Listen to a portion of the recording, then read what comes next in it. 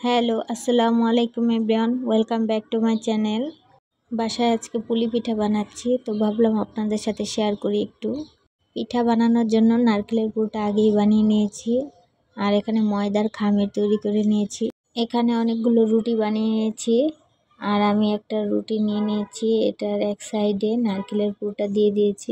নারকেলের পুরটা এক সাইডে দিয়ে রুটিটা উল্টে দিয়ে ভালোভাবে চেপে নেব, যাতে পুরটা বেরিয়ে না আসে। এবার আমি এটাকে একটা ছাঁচের সাহায্যে কেটে নেব।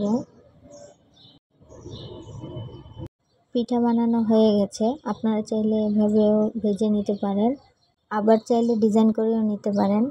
আমি পিঠাটার সাইড দিয়ে ডিজাইন করে নিব। পিঠার সাইড ডিজাইন করে নিলে পিঠাটা দেখতে সুন্দর লাগে অনেক।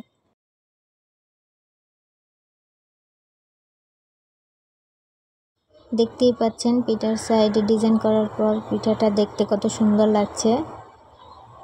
পিঠার সাইডে আমি এইভাবে পেঁচিয়ে পেঁচিয়ে ডিজাইন করে নিয়েছি। আমি এইভাবে অনেকগুলো পিঠা রেডি করে নিয়েছি। এবার আমি অন্য আরেকটা ডিজাইনের পিঠা বানাবো। এই জন্য একটা রুটির মাঝ বরাবর পুর দিয়ে দিয়েছি। এটার এক সাইড উল্টে দেব, উল্টে দিয়ে ভালোভাবে চেপে দিব। এরপর আমি আরেক সাইড উল্টে দিব। এবারও আমি এটাকে চেপে দিব। এভাবে আমি বারবার উল্টে দিয়ে ভালোভাবে চেপে দিব।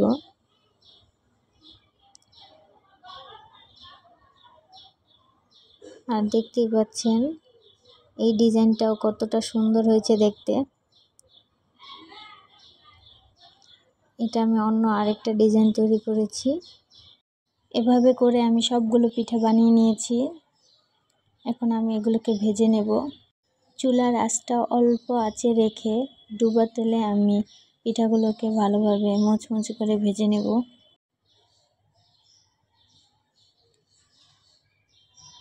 আমার পিঠাগুলো ভালোভাবে ভাজা হয়ে গেছে। এখানে আমি ভালোভাবে মুচমুচে করে ভেজে নিয়েছি।